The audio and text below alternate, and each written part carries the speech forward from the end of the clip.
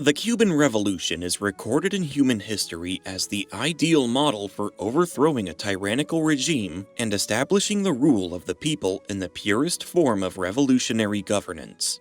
The Cuban Revolution is depicted in a rosy light in communist literature as it transformed Cuba from a colony of foreign interests and privileges into a free state in control of its own destiny. Today's episode is about the Cuban Revolution, but we'll be looking at its realistic picture. Together, we'll explore the details of this significant event and get to know its icons, who happen to be the most charismatic political figures of the 20th century, to the extent that their images are the most widespread on t-shirts and graffiti worldwide. Fidel Castro, Che Guevara, and Camilo Cienfuegos are among these figures. The story begins on March 10, 1952, the day democratic rule in Cuba ended after a military coup staged by President Fulgencio Batista before the election scheduled for June of the same year, as he was expected to lose. Batista seized power by force and established a military dictatorship on the island, supported by the United States, which had significant economic interests in Cuba, notably in the sugar and liquor industries and in tourism. For the Americans, Batista did what was required by providing stability and security. However, American support for his brutal regime meant the United States harvested the Cuban people's hatred, considering it a colonial power. As with any tyrannical rule, opposition arose, and at the forefront of this opposition was a young lawyer born into a wealthy Cuban family named Fidel Alejandro Castro. Fidel Castro was politically active all his life, even before Batista's coup, and had nominated himself in the aborted 1952 elections. However, after the coup, he became more convinced that the military dictatorship in Cuba could only be removed through an armed revolution, which he began planning for.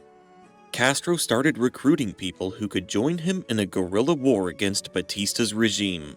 The pamphlets he distributed resonated widely, and he managed to gather around 1,500 activists around him, both from the opposition within Batista's party and from student leaders in Cuban universities. Castro also convinced his followers to seek the necessary guns and weapons for the revolution. Castro's plan was to attack the Moncada barracks in Santiago de Cuba, the island's second-largest city located in the southeast.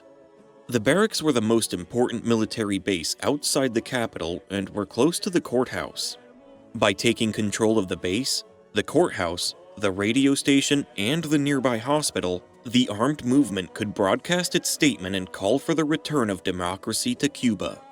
Castro expected this movement to be sufficient to motivate the Cuban people to act against Batista's regime.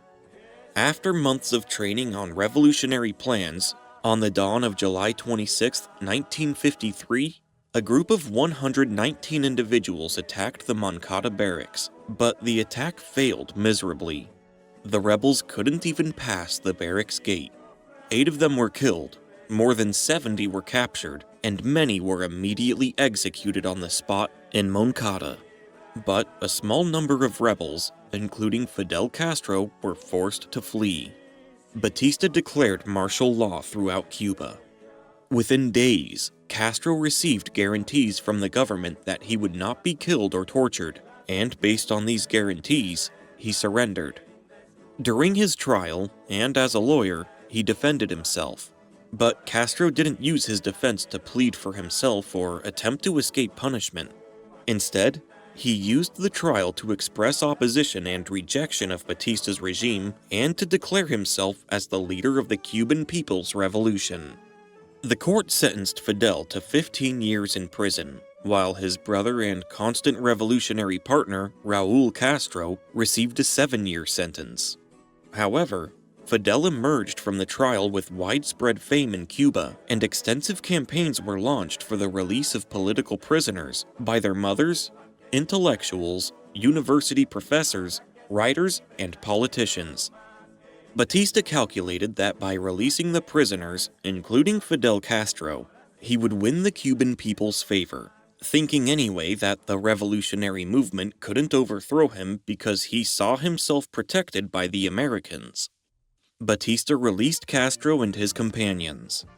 Upon his release from prison, where he had spent 22 months reading philosophy and history, Castro immediately returned to opposition. He spent this time giving press interviews, holding conferences, and founded an organization with the declared aim of overthrowing Batista's rule. He named the organization the 26th of July Movement, after the day of the attack on Moncada. Fidel Castro was free, but under close surveillance by the Cuban government. In 1955, violence erupted in Cuba, forcing Fidel, Raul, and some of their comrades to flee to Mexico for fear of Batista's retaliation against them. Once in Mexico, Castro began preparing to return to Cuba to wage guerrilla warfare against Batista's regime. It's important to note that at this time, Fidel was not a communist. He had leftist leanings, but was not a communist. His brother Raul was a staunch communist, but Fidel avoided any association with the Cuban Communist Party for fear of branding his movement as communist, which would completely alienate the Americans and lose a significant part of the Cuban nationalist movement. Mexico at the time was a haven for revolutionaries fleeing from Latin American countries, many of whom met there and exchanged opinions and experiences. One of these exiles was a young Argentine doctor and journalist named Ernesto Che Guevara. In Mexico, Guevara joined the 26th of July movement. The movement managed to collect substantial donations, and Fidel spent $15,000 to purchase a small yacht for transporting the rebels from Mexico to Cuba. The yacht, a decrepit vessel from the U.S. Navy, barely fit 12 people. On the midnight of November 25, 1956, Fidel, Raul, Che Guevara, and 79 others boarded this yacht, heading to a landing area in southeast Cuba.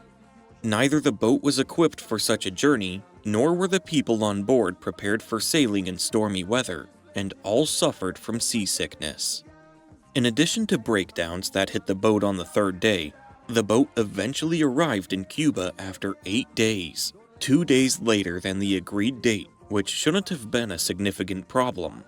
However, the delay was disastrous because there was an agreement between Castro and Frank Paez Garcia, a revolutionary leader in Cuba, that Garcia would start an armed revolution on the day the boat with the returning rebels arrived. Frank Garcia had already started his movement, and the Cuban government had crushed it before the boat arrived. Not only that, but Batista's regime also knew that a boat was bringing Castro and his comrades, and as soon as the boat arrived and its occupants disembarked on the shore, a battle ensued from which only 19 individuals from the group that came from Mexico survived. Among the survivors were Fidel Castro, Raul, Che Guevara, and a colleague who would become a prominent leader of the revolution, Camilo Cienfuegos. Despair did not infiltrate Fidel Castro and his men, who regrouped in the mountainous Sierra Maestra region. With the help of the local population, they began organizing guerrilla warfare aimed at overthrowing Batista's regime. The next step of the revolution occurred on March 13, 1957, when an attack on the presidential palace aimed to assassinate President Batista. However, this attack was not carried out by Fidel Castro and his group, but by a group mostly comprised of students who called themselves the Revolutionary Directorate of Students. The attack's goal was to kidnap Batista, then assassinate him and take control of the radio station to announce the news to the Cuban people and call for a general strike. The attack failed, and 30 of the 50 attackers were killed during the attempt. However, disturbances began in Cuba, especially in the capital Havana and in Santiago de Cuba. The disturbances following the assassination attempt on Batista continued until August 1957, until Batista issued decrees banning freedom of assembly and freedom of expression, perfectly timing it as the country was preparing for the election scheduled for 1958. The Americans began to grow wary of Batista and his violent actions towards his people. It looked very bad to the world that they were supporting a dictator while preaching democracy and human rights across the globe. Batista had become a burden to them as much as his legitimacy eroded. The United States, typically fearful of any liberatory atmospheres in Latin America, and Latin American peoples also fear American intervention in their affairs, as they did in countries like Guatemala. But Batista offered the Americans exports at special prices and was completely loyal to them, allowing their legitimate and illegitimate interests to flourish in his country. Therefore, the Americans decided to continue supporting him, at least because his main opponent, Fidel Castro, had a hint of communism that made the Americans uncomfortable. 1958 was a year of unrest in Cuba, with all armed opposition movements, including Castro's, engaging in violent acts against Batista's regime, whether against the army, police, or economic interests, especially sugar refineries and tourist facilities.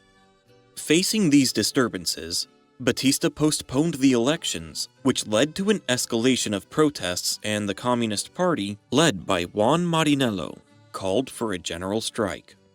On May 24, 1958, Batista began the Spring Campaign against the 26th of July movement in the Sierra Maestra Mountains, sending 6 battalions of the army, supported by air and naval forces, with the goal of encircling Castro's rebel group, cutting off its supply lines, and then completely destroying it.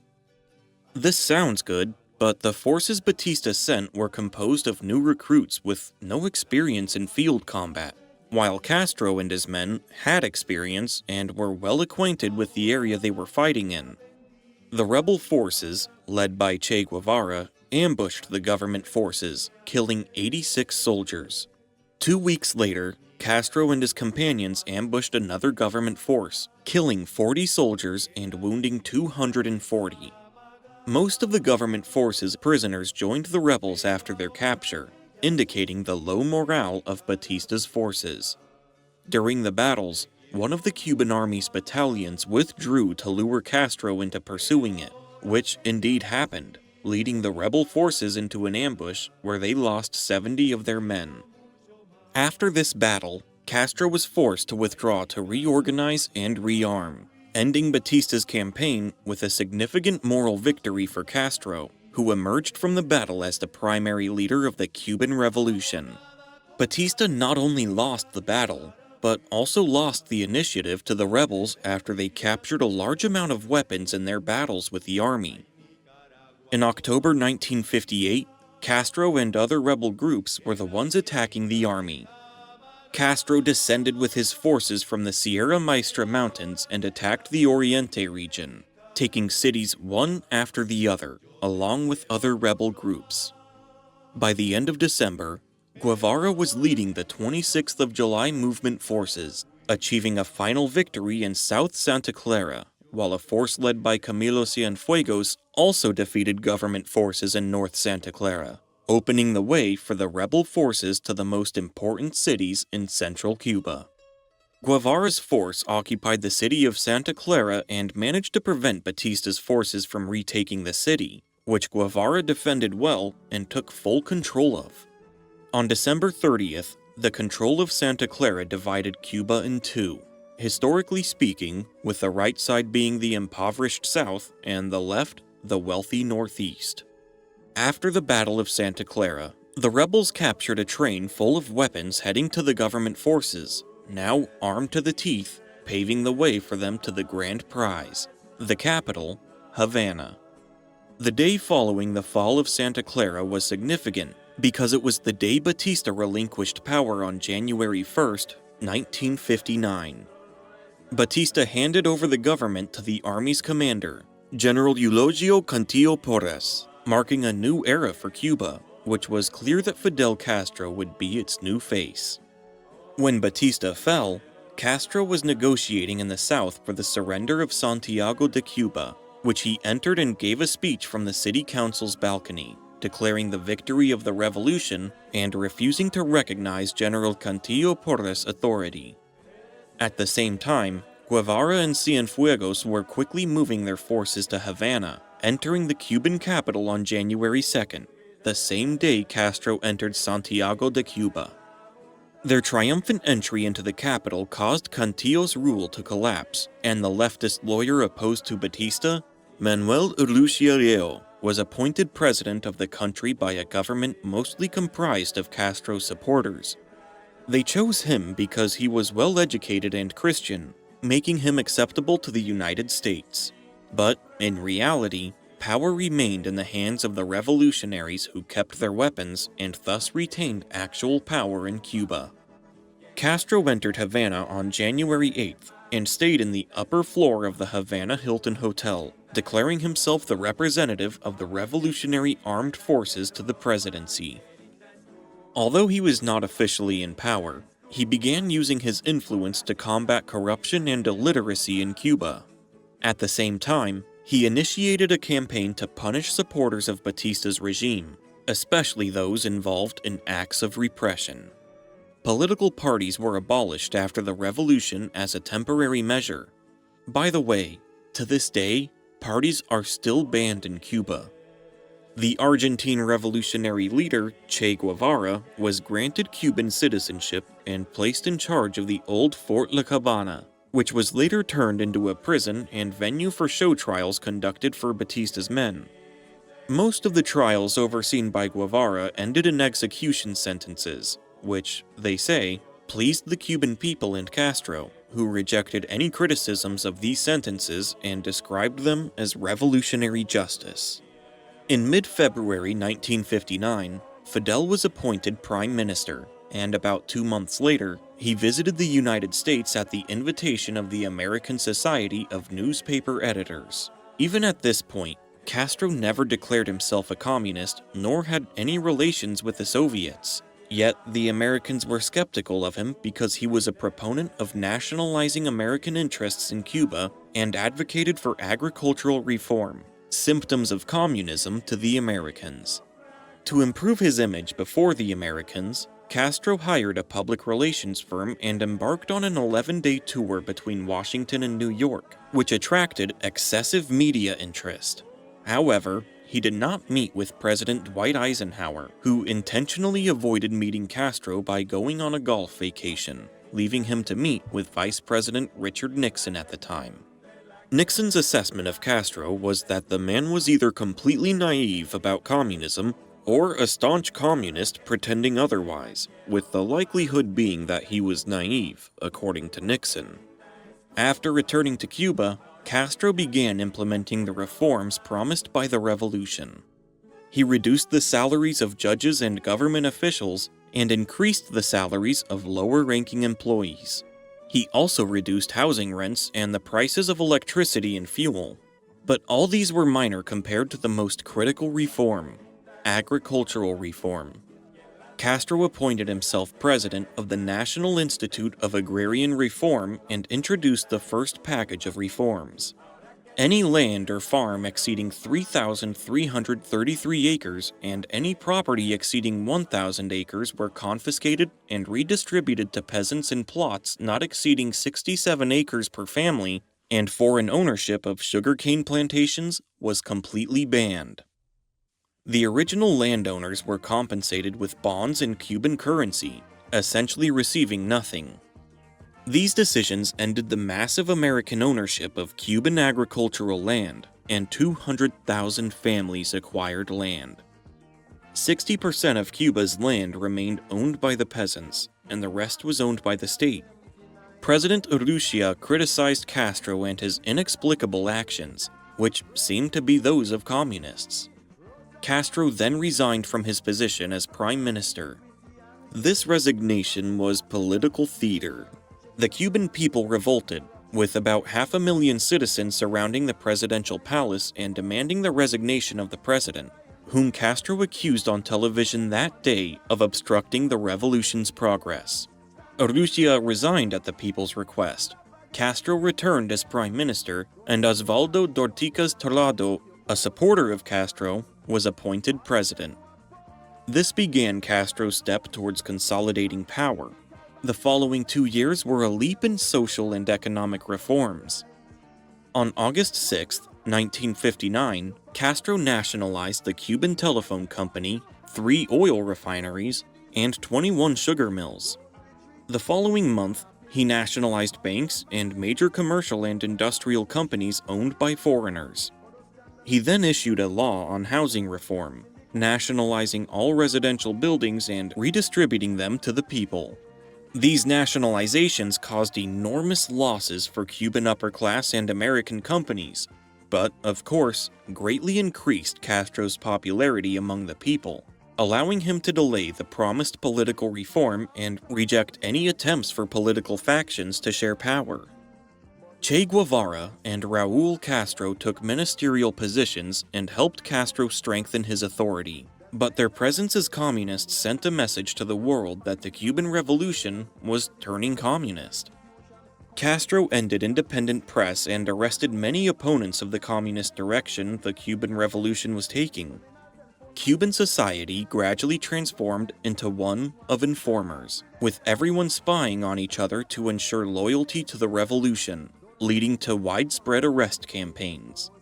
Cuba's intellectuals began to emigrate as Castro shifted further left, with qualified professionals in various fields fleeing, most of them to the United States, along with a significant number of intellectuals. But not all of Castro's opponents fled Cuba. Some took up arms against him and started campaigns similar to the one he used to seize power, some of whom were former comrades in arms before the revolution's success. Remember, the revolution by its nature is a fierce beast. Its children are its first victims. Camilo Cienfuegos disappeared after a mysterious plane crash and was then considered the most important martyr of the revolution, with fingers pointed at Castro for his disappearance, as Cienfuegos was believed to have opposed the arrests Castro was making against his comrades. Che Guevara made sharp statements against the Soviet Union, and Castro considered him a burden on Cuban-Soviet relations, allowing him to continue his struggle in other countries like Congo and Bolivia until the American intelligence eventually captured and killed him, also turning him into a martyr for the Cuban Revolution.